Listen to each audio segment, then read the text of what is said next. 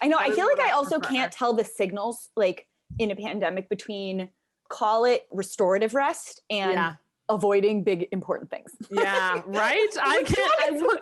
Oh my God, the accuracy of this statement. It's like, I need a nap. Is it restorative or is it avoidance? We don't know. Let's find out.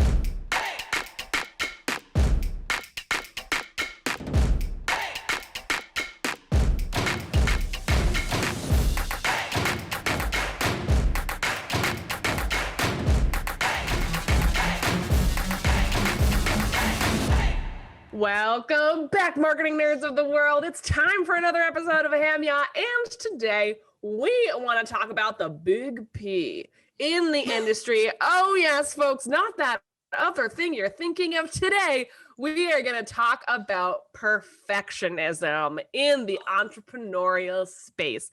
That tricky, sticky little problem that somehow has you holding yourself to an impossible standard while also somehow keeping you frozen in place at the same time. So before I say another word, Margot, talk to me about your relationship to perfectionism. Oh God. Okay. Recovering perfectionist right here. Yeah. I was the type of perfectionist who also was like, oh, I'm not even good at being a perfectionist. You know, I'm not A-type enough, you know, like just constantly ragging on myself. But yeah, it's like that state of perpetual preparation. I can't speak for everyone else, but I know for me, it showed up as I learned to be this way. I wouldn't say that I like woke up a perfectionist. I learned to get A's in school, and I learned to value myself on my over preparation and my studying for the test and my ability to comply. And so when I went and ventured into entrepreneurship, and the rules are different.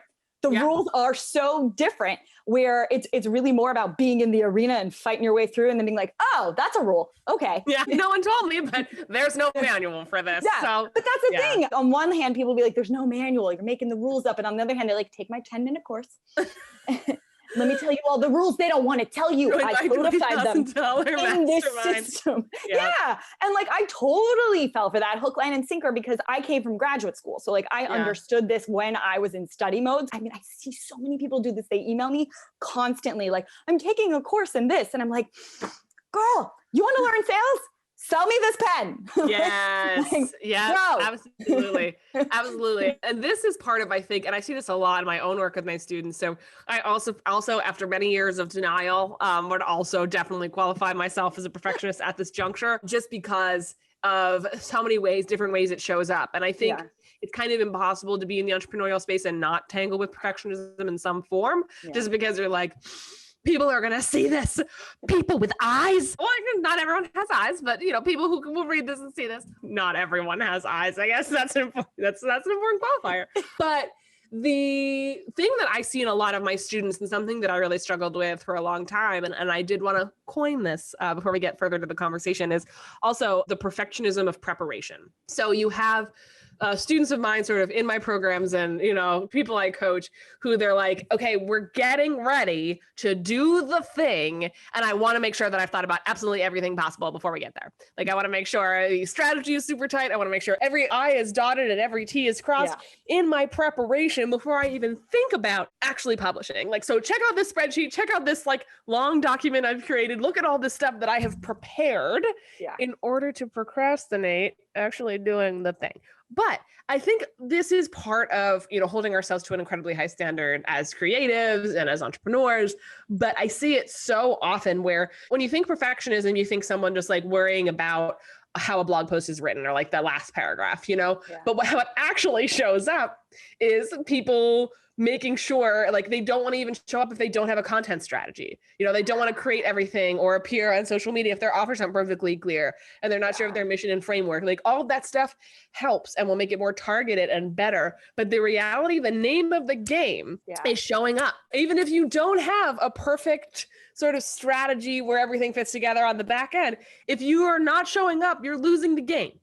You know, and I think we get so caught up in wanting to play the game perfectly when we arrive that we always forget that the arriving was the whole point in the first place. Well, that no, but I think the arrival showing is an up, illusion. Like you are yeah, here. Exactly. You are here. Yep. I hear that a lot too with audience, where it's like, well, when I have this big audience, I'll lead. And I'm like, lead now. Yeah, exactly. Let them come.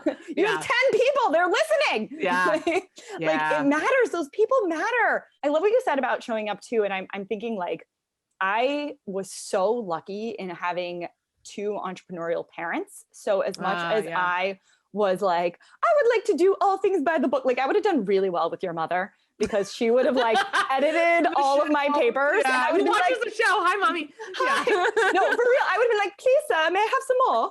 You know, like, and I had English. That's where that joke comes from. Continue. It's from Oliver. Instead, I had parents when I'd be like, oh man, I got an A-. Look, and my dad's like, it's freaking good. What? Literally, they were like, why don't you skip class and be a normal person? And I was like, what?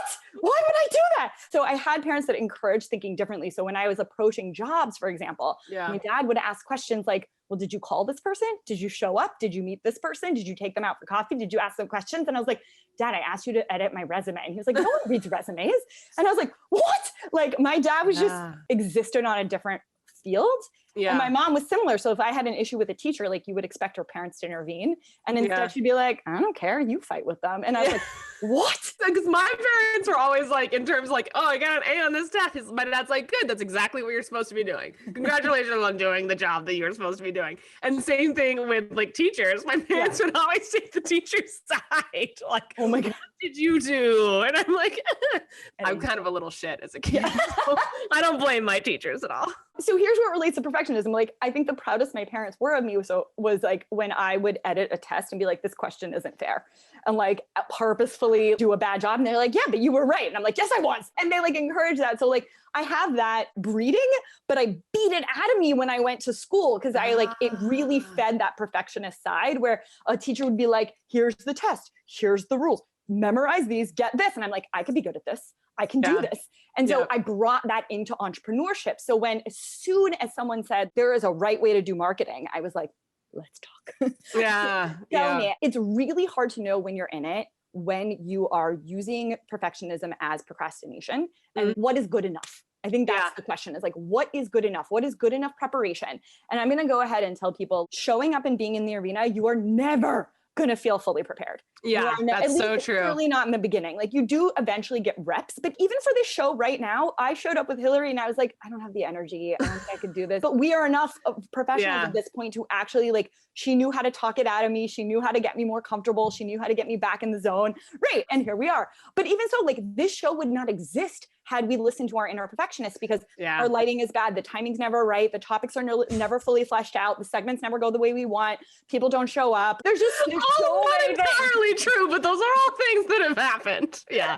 My mic is fucked up. Yeah. Again, when we get into this preparation, I think there's like this vision of checking all the boxes and then saying like, okay, I am ready. And then like the doors open and like the butler announces you at the top of the stairs and you descend to the industry and everyone's like, oh yes, I'm in. When in reality, like it's just a lot messier, a lot quieter. There's a lot less velvet involved. I know it was a turning point for you, Margot, and also me when we kind of made the decision in our businesses to put things out before they were perfect. I think back in the day, like my blog strategy, because I had waited for so long to actually start writing for myself and start putting stuff out there back in my copy days. I think I was like 3 or 4 years into business before I even started writing for myself or showing up in any particular way tied to business on social media, because my business was all referrals. Because I was like, well, I have to have a content strategy. There has to be monthly themes and I have to, and those things help to keep you on track. But I was like, I need to make sure this is done. I need to make sure I'm talking to my audience and blah, blah, blah, blah, strategy. And here's also the part of that part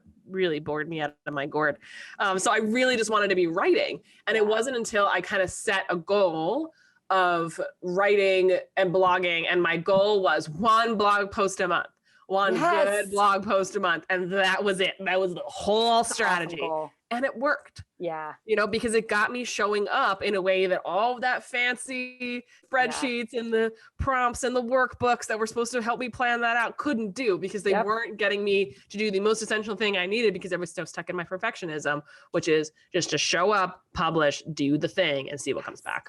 Yes. Oh my God. I love this so much. We used to do this in Ignition, RIP, was a writing accountability group I used to run. But setting realistic goals is also something like perfectionists hate. Like we cannot handle that. We have to be over the top. Like if I'm going to write 6 blog posts a week, maybe 12 a day.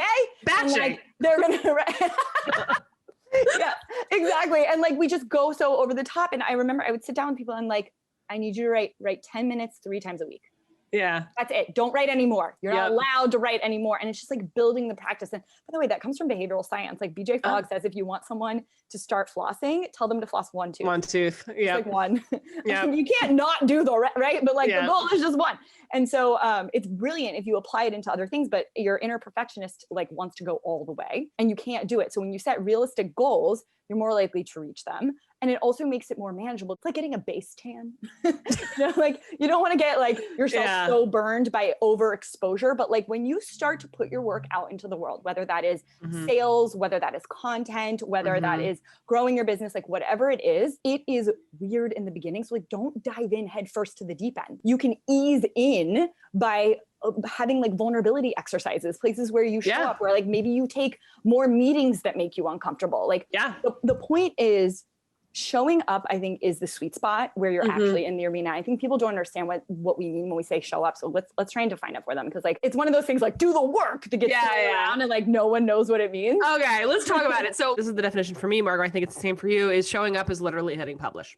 That is hitting post, hitting send, just putting that offer in front of somebody. Like that to me is what it's showing up, is talking about your work and doing the work and making the offer in public. Yep. I would say it's any place where what exists in your mind or only exposed to you gets exposed to the public and somehow, even if it's just one person. Yes. So it's making a sales call. It's going on a go-see when rejection is a possible outcome. There we go. That's it. Yeah. I think anywhere rejection is a possible outcome. I think it could be a tweet. Absolutely correct. Yeah. We talk about perfectionism in content a fair bit, but it's perfectionism in offers is also particularly problematic, especially around offers that are more advanced or something that you haven't done before or involves like a strategy element. It is so easy to get stuck in that like, oh, well, what if I don't do everything exactly right? And then this person will fire me and say mean things about me and my business will tank and I will die alone. That for me was a huge one. So when I was writing copy for so many years, copy is simple, right? You know, you can change your packages, but at the end of the day, you're doing strategic writing for money. That is copy. And not to say it's not scary and people can't, you know, get into perfectionism around their own packages. But that to me was a sensible exchange. I was doing labor, they were giving me money. But when I moved into the strategy and coaching space, because that's much more advisory, that's much more, okay, let's zoom out and look at everything. Here's what I want you to do. That scared the crap out of me because 1, I didn't have control over the results and the execution. And 2, in my form of perfectionism comes through where I am just obsessed with making sure everything works for everybody. I get real close, but just statistically with the human population being broad and deep, it is just impossible to have everything work for everybody. And I went in circles about that for years because I was like, well, if I can't do that, why do it at all? Yeah. My perfectionism is very all or nothing like that. And that's not to say like I got into the coaching and strategy sphere knowing like, well, some people it's just not going to work for and that's fine. The realization I came to is that your job is to set people up with a structure and to give them the help that's going to give them the tools to do the thing. And then you have to let go of what happens when they try to do the thing, because that is a combination of their own experience, their own baggage, their own ideas, their own creativity, their own drive, motivating factors, and you have to learn to let it go. And it wasn't kind of until I accepted that uncomfortable truth that I felt ready to move forward in any way, because I just want to control to protect my reputation, to make sure everyone gets value, you know? So it was so hard for me, and it's still hard for me. Before I start with any client, there's always that little twinge of like, God, I really fucking hope this works. Yeah. Even though it's done, I've done it so many times now over the last couple of years. And I think that sometimes we take that warning bell in our minds as a signal we shouldn't do something.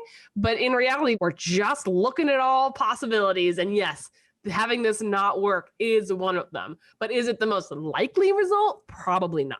And I think that's sort of where I had to learn to sit. Totally. Like it starts working when you try. That's the thing. It's in the reps. It's in the doing. And it's really, really interesting. I don't think I knew that was exactly where perfectionism, because mine shows up differently. Like I don't have insecurity around the packages. I have insecurity around self-definition. So mine shows up when people are like, can you send me a bio? And I'm like, That's so funny. And I have bios written, like they're already templated. Like I can just send them, but then I go back and I'm like, this isn't right. Who am I? I go nuts. And so like, this is what I do for a living. So when people are like, we are going to have you as a speaker. We're going to have you as a podcast. We want to have you as a coach. We want to have you as like a teacher. And I'm like, great. And they're like, send us a headshot and a bio. And I'm like, no. How dare you? How dare you introduce you? I'm like, I don't know.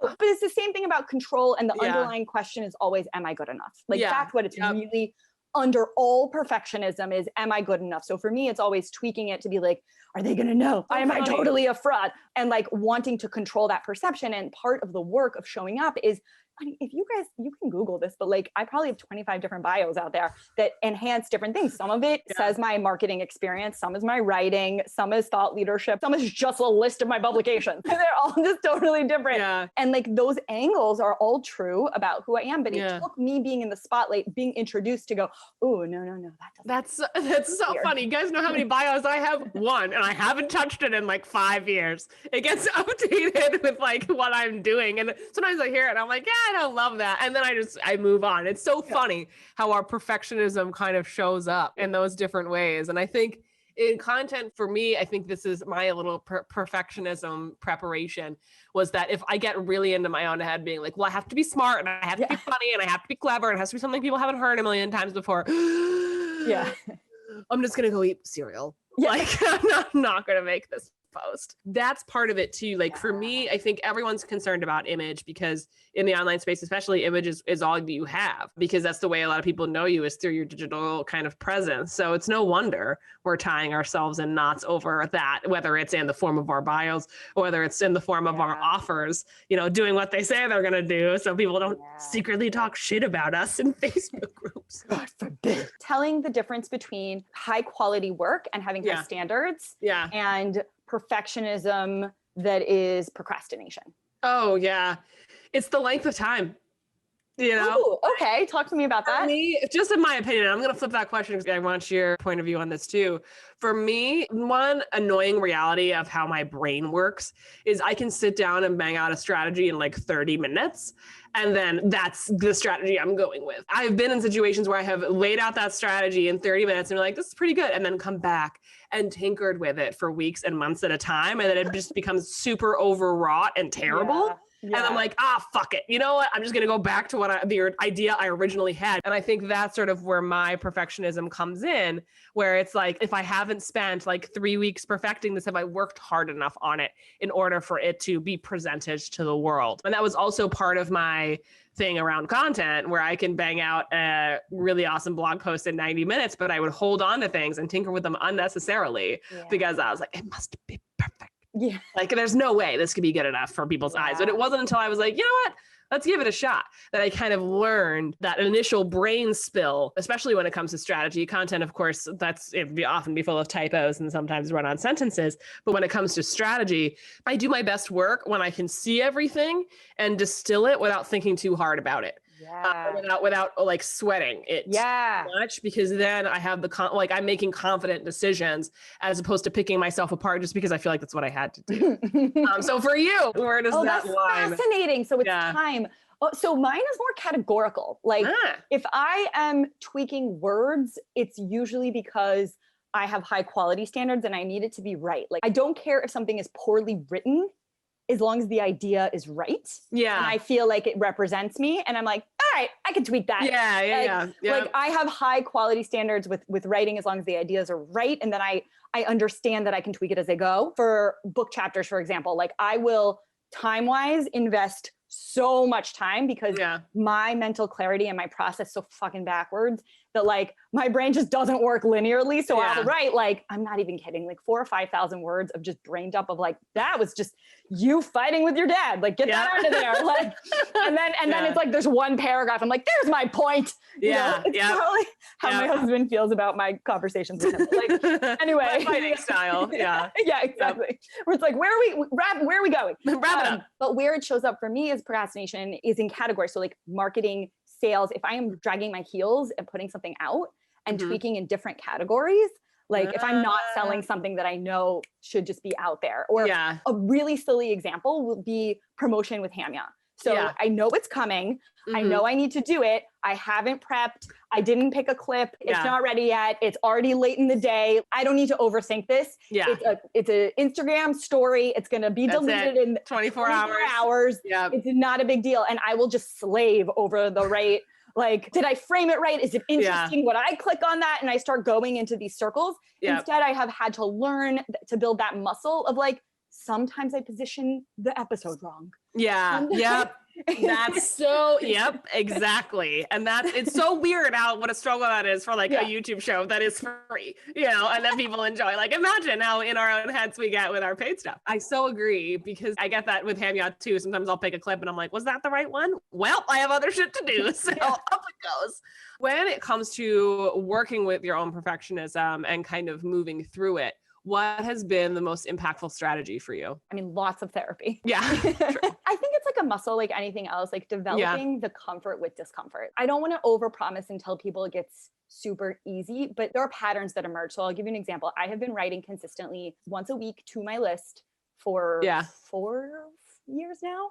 And hitting publish feels so much less scary, but it's still scary. So like now what has changed in my view is I still want to put good work out. I still want everyone to like it, but I am very clear that the responses will be one of 3, right? I'm going to get a praise that I don't deserve. I'm going to get criticism I don't deserve. And then a few people will actually click. And like maybe someone will ask a thoughtful question, but like pretty consistently you see the same thing. And when you start to see the same thing over and over again, it does get easier to put something out. And like where I still struggle and like what the goal is to not be reactive to the market, not to be like, oh my God, I had a post that like everyone shared. And so now I'm hot shit. And then the next week, everyone ignores your email and you set your expectations too high. So like perfectionism is really all it is, y'all, is you believing you're not good enough about something. Like that's what it is. And so if you can do the work, so you ask me like what helps, like believing that I am good enough or that I'm where I am and I will get better, like, and allowing that to be enough is what's helped. That's the only thing that's helped. Like, okay, this offer is going to be thrown out. Like it might not work. Like go. It's not the best of the best, but we're getting there. And like, that's so true. And that's been so helpful for me too, because it's like, we're not publishing because we're done. We're publishing because we want to keep learning. We're putting this out there because it needs to reach the market and it needs to be tested. I think probably now that you say that, like that's been the big cure for me too, where it's like, well, if it's not out there, it can't do anything. It could be terrible. It could be awesome. I'm not going to know either way if I'm keeping it in a little secret box over here. Also, just like doing the work to soften my ego a little bit. Because if something doesn't work, it doesn't mean I'm a terrible person. It just didn't work. And we take the data and we move on. That's it. That's your one job, y'all. So if your perfectionism is coming to hunt you down like Freddy Krueger, maybe consider telling it that. I will piggyback off of that because she actually does cure perfectionism in the sense of creative allies. I think when you have friends in the arena, they don't fuel the perfectionism. Like you do need, like I will call Hillary and she'll be like, Margot, publish it. Or she'll do what Sarah will say to me sometimes, which is like, maybe keep this one to yourself. You have people who have a different barometer, and having people in the arena with you is what matters. So as we wrap up, I want to remind everyone what it means to be in the arena, what it means to show up. When Hillary and I say that, it is putting yourself in a position where you might get rejected, where you might be mocked, where you might fail, where the thing might not sell, where the reader might hate what you wrote. It might not work. It might not work is an outcome, then you are showing up. And you should be very proud of yourself. That's and good on you. We're proud of you. We're so proud of you. You go. We are though. Pep talks. I know we genuinely are. I'm like, how do we say that while being genuine and also seeming genuine? This is the perfectionism of preparation, people. We're not retaking that. Anyway, Margot. I do want to sidebar that like when y'all share stuff in the comments about your wins or something you've learned or like where you've messed up and like what you learned about it, we are just like, both of us will screenshot y'all sometimes and be like, we talk about you guys. Look what they did. Like even if we didn't comment, we read them. So thank you guys for participating. We're here for it. We are your cheerleaders in the corner. Yes, we are. All right, we want to hear from you. We talked about perfectionism being procrastination versus having high standards. We talked about ways to identify your perfectionism. We talked about things that you can do to mitigate that perfectionism. And remember that you are enough and accepting where you are and still being able to achieve. So tell us, where is your inner perfectionist showing up? is yours in having to self-identify? Or is it like Hillary's, where it's in products? Like, tell us where it's showing up. Where is it holding you back? Where has it maybe even resulted in something good that you've done? I doubt it, but like, let's hear. And what are you doing now to combat it? So we want to hear from you. As always, if you like this episode, please like it below, subscribe to our channel, and share it with your friends. Bring them over. As always, I am Margot Aaron. And I'm Hillary Wise. And we will see you in 2 weeks. Bye for now, y'all. See you soon.